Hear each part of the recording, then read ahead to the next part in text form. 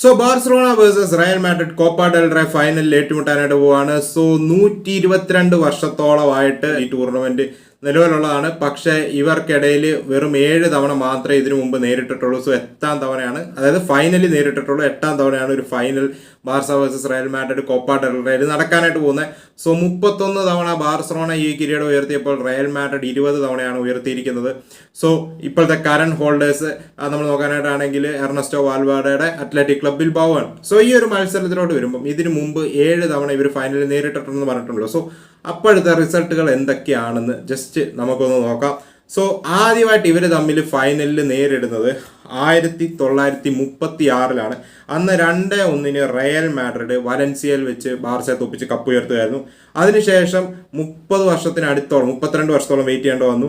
1968 1-0 Barcelona വിജയിക്കുമായിരുന്നു. അത് ബെർണബേയിൽ വെച്ച് Real മാഡ്രിഡിനെ തോപ്പിച്ചുകൊണ്ടാണ് Barca cup ഉയർത്തിയത്. അതിനുശേഷം 1974 4-0 റയൽ മാഡ്രിഡ് ബാർസലോണയെ തോപ്പിക്കുമായിരുന്നു. അത് അന്നത്തെ അത്ലറ്റിക്കോ മാഡ്രിഡിന്റെ ഹോം ഗ്രൗണ്ടിൽ വെച്ചാണ് റയൽ കപ്പ് ഉയർത്തുന്നത്. പിന്നീട് 1983 2-1 ബാർസലോണ സറഗോസയിൽ വെച്ച് വിജയിക്കുകയായിരുന്നു. പിന്നീട് 1990 2-0 ബാർസലോണ വലൻസിയയിൽ വെച്ച് കപ്പ് ഉയർത്തുകയായിരുന്നു. പിന്നീട് ഇവർ തമ്മിൽ നേരിട്ടത് 2011 അന്ന് 1-0 റയൽ മാഡ്രിഡ് ക്രിസ്ത്യാനോ റൊണാൾഡോയുടെ ഹെഡർ ഗോളിൽ അന്ന് ഏഞ്ചൽ ഡി മരിയയുടെ അസിസ്റ്റിൽ ബാർസലോണയെ തോപ്പിക്കുമായിരുന്നു. അത് വലൻസിയയിൽ വെച്ചായിരുന്നു അന്ന് നമ്മൾ നോക്കാനായിട്ടാണ് റയൽ വീണ്ടും കപ്പ് ഉയർത്തിയത്.